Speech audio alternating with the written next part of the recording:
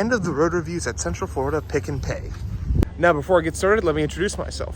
My name is Rafael Montes, and this is the series End of the Road Reviews, where I show you guys cars in the junkyard and give them one final chance in the spotlight to redeem themselves. Now, I gotta start off with a thumbnail photo, a Citroën 2CV. First time seeing a French car in any of my junkyard videos.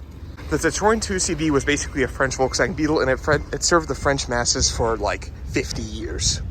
These have a weird suspension system where there's a shock underneath the rocker panel here. As you can see right there it is. These are also equipped with reverse hinge doors, an aviation style flip out window, and because it's cheaper than metal, they use fabric on the roof. These had a manual transmission with a weird dash mounted shifter. If this one was in any real restorable shape and wasn't like so banged up, I would legit buy it for $999. Like, this would be an awesome project car. Now moving on to Nissan. The more clapped an Altima is, the faster it goes.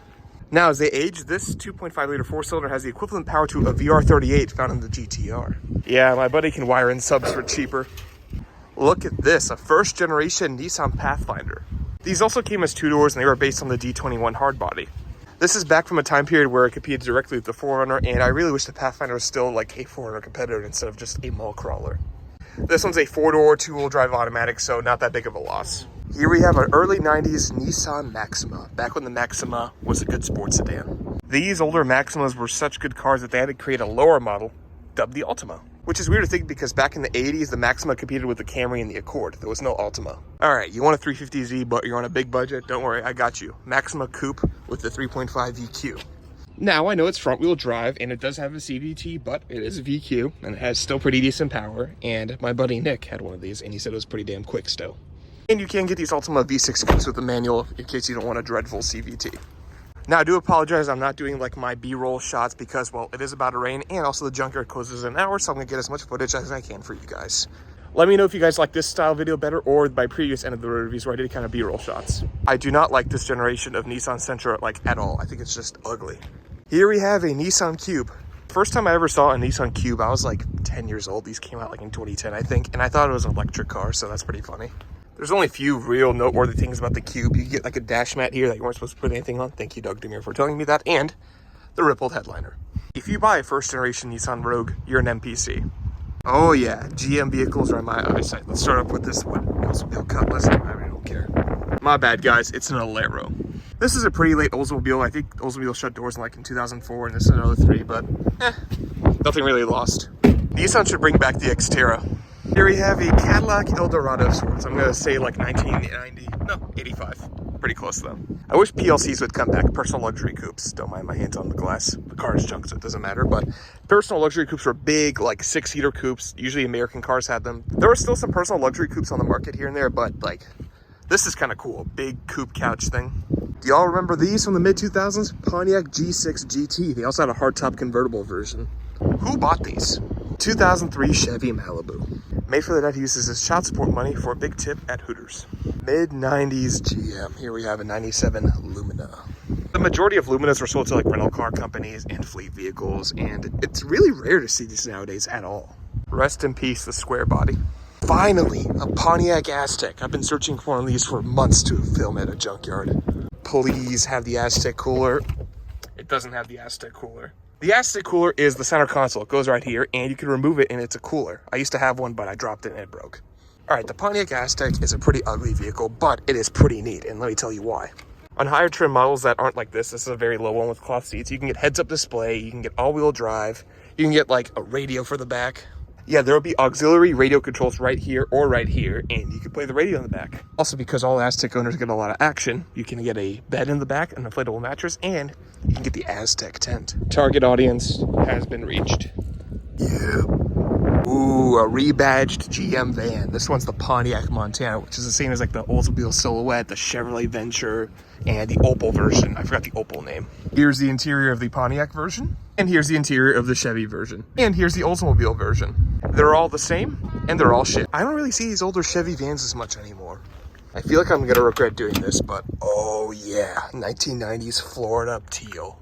I just know this thing lived at Cocoa Beach. All right, y'all want a 2J, but you only have $400? Look inside a Chevy Trailblazer. All right, it's not a 2J, but it is a 4.2 liter inline six called the Vortic 4200. It makes 270 or 280 horsepower, and apparently it can hold boost. Do with that information what you will. Funny enough, in high school, I had a BMW 318i E36, and I saw one of these in the junkyard, and I thought it'd be a pretty funny swap, putting a big inline six in a car like the 318i. Early Chevy Astro van with like a weird bumper. Let's just say you're a big spender and you have bad credit. Boom. Sonic LTZ, which is the top trim, and it's turbocharged. I like how they try to make it premium. Like, it has heated seats, but single zone manual climate control with manual blend door actuation. Buick Rendezvous is actually the sister car to the Pontiac Aztec, except it's somehow even uglier. I have a feeling during the 2008 recession that a lot of Chevy dealers had these out front, and it said like gas saver over the window, and everyone bought them for like $9,900 with a 500 credit score. If you're extremely crossed, this right here looks like an S15.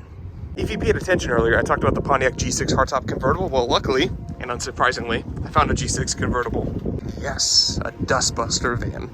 This right here is a Chevy Lumina APV, and these are now rare.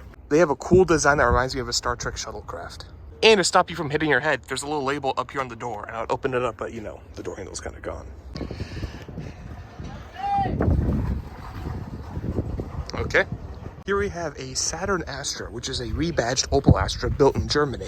Unlike Europe, which got a plethora of gas, diesel engines, and turbocharged gas engines, we just got a 1.8 liter four-cylinder Ecotec. And if you look at the door jamb here, VIN starts with W. This one was actually built in Belgium. If you look inside here, it's not your typical GM switchgear. I mean, you have this weird backwards control here like a Volkswagen Golf. This is very Opel switchgear. And this isn't your standard radio from every single 2008 GM. And honestly, compared to all other GM products from 2008, this interior is pretty nice. The only place I see Chevy Berettas nowadays is the junkyard. Oh, my bad, guys. It's a Corsica. This Chevy Corsica only has 43,000 miles on it. Alexa, play Bad to the Bone. If you're Alexa enough, enjoy listening to the Boomer Anthem while I speak about more crappy cars. Look what we have here, a Chevy Avalanche, a truck that would do pretty good in today's market. Fun fact about these is that you can remove the rear window as this person did here, and you can fold this down and make it a longer bed. I don't know the exact length, but it's pretty cool. So sad seeing two R34 sedans in the junkyard. I have an idea, guys. What if I brought like a small battery pack to the junkyard and I could just like put the car in accessory mode and show you guys like navigation or things in other cars? Let me know what you guys think in the comment section. Here we have a Chevy Monte Carlo Z34, which is just a two-door Chevy Lumina. An Oldsmobile Achievia. I really don't know that much about these, but I really don't care to. Here we have a late 80s Chevy Cavalier with a ball cooler. I love seeing Dodge Neons in the junkyard. A second generation Plymouth Voyager. It of course wouldn't be an old Chrysler minivan without a tacked up headliner. And the Voyager was the base model of all the Chrysler minivans, so this thing was probably complete garbage. This is the first time I've seen a newish Grand Cherokee in the junkyard. This one happens to be an Overland trim. Unfortunately, I remember 10 years after it was built that it was a Chrysler, so here we are. I'm convinced that all Pontiac Sunfires were not ever sold new, but they're all just sold to buy here, pay here dealerships with 90,000 miles on them and up. Yep. My wife made me grumpy. Look at this, a Ford Escort wagon with a SeaWorld parking permit. For some reason, for the majority of the Escort's lifespan, the European versions and the American versions were different, which kind of sucks because our Escorts were complete garbage. The same year this was sold new, you could get an Escort RS in Europe with 230 horsepower. This Escort has gone 218,000 miles. It's a pretty low trim one, but let's put this automatic in park for one last time. 27 years of service, done right there. And yet again, I found another Escort wagon. I hate the way these Sables look. Here we have a first generation Ford Explorer. It is an XLT in 1994, so it's a middle trim and the last model year for this body style. Another Escort. Remember when Lincoln Town Cars were the big thing for airport luxury taxi companies? They were pretending that a 300,000 mile, 9-year-old Lincoln Town Car signature was the best way you could get to the airport. Here we have an OBS Ford, and this one is a extended cab model. When's the last time you've seen a Ford Probe? Why does a Ford Probe have power seats with bolster control? A fun fact about first generation Probes is that these were almost the Ford Mustang, but then there was a huge campaign and then they started developing the SN95 after the huge campaign. Here we have a Mercedes-Benz W203 Sport Coupe. These were the entry-level Mercedes models in the USA throughout the early 2000s. This one has manual seats, but they also have some pretty neat things like a panoramic sunroof. Here we have an early E65 BMW 7 Series. For me, it's hard to believe that this is the interior of a 20-year-old car. And this long wheelbase model had some features like rear TV, which is controlled via this iDrive controller right here. And look at that, heated rear seats too. What a nice car. It's too bad that these things had a multitude of issues, such as the N62 V8 under the hood of these had like valve stem seal issues and a bunch of other things. The ZF 6-speed automatic transmission that BMW used in these were pretty new for the time, which meant that they were pretty unreliable, and I've heard many stories of these things just going out, and a bunch of host of other electrical issues. Why in the hell is this E65 series orange? There's no way that that generation of Audi A6 made it to the junkyard already. That one's even a facelift. I wonder what's wrong with it. Here we have a W202 Mercedes C-Class, which is the first generation of Mercedes C-Class that was called the C-Class. Sounds a little bit confusing, but the predecessor to this was called the Mercedes 190E, and this was just called the C-Class. This one is a C280, which uses a 2.8 liter inline six. Here we have another W202 C-Class. This one has a custom red trunk interior. What the hell is this interior? Why is there a DVD player? Why is it all like yellow? This is definitely not a factory interior at all. I bet this thing was done up in like 2002 or something. Here we have a Volvo C30, and this one has a 2.5 liter turbocharged 5-cylinder from the European Ford Focus ST or RS. I forgot the exact designation.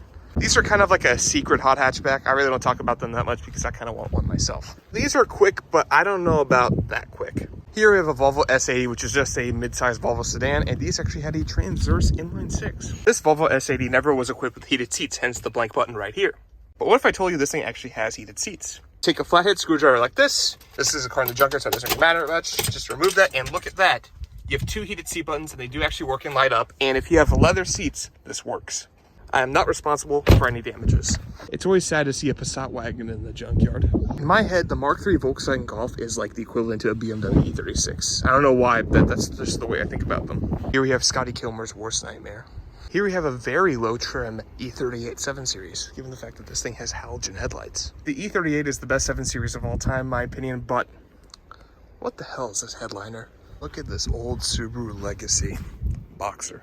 Here we have a BMW Z4 Roadster with the 1.9 liter 4-cylinder, and it's in the launch Atlanta Blue Metallic. I don't think it is, but these also came as like a James Bond special edition in this exact color combo and engine combo, so I'm not too sure, honestly.